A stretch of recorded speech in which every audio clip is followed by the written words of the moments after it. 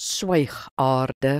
Habakuk 2 vers 20 sê, maar die Here is in sy heilige tempel, wees stil voor hom, o ganse aarde. In Bybelse tye is baie respek aan hooggeplaastes bewys, veral aan die koning. Daar is byvoorbeeld diep gebuig en slegs gepraat as jy aangesê word.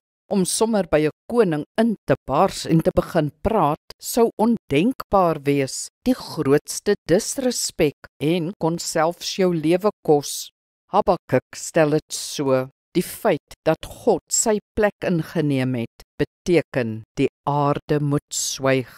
Ons weer storm by die koning in, praat onophoudelik sonder om hom 'n kans te gee om te antwoord, sê amen en storm weer uit. Verregaande. Onthou, jy hoef nie werklik jou behoeftes vir God te vertel nie. Hy ken dit reeds. Wanneer ons dit doen, is dit maar vir ons eie onthaalwe. Gebed is dus nie net woorde nie. Gebed is ook stilte. Gebed is heel eerste die betreding van sy teenwoordigheid. Kom ons bid saam. Koning van die konings, vergewe my dat ek die gesprek met u domineer, dat ek praat en dit alles oor myself.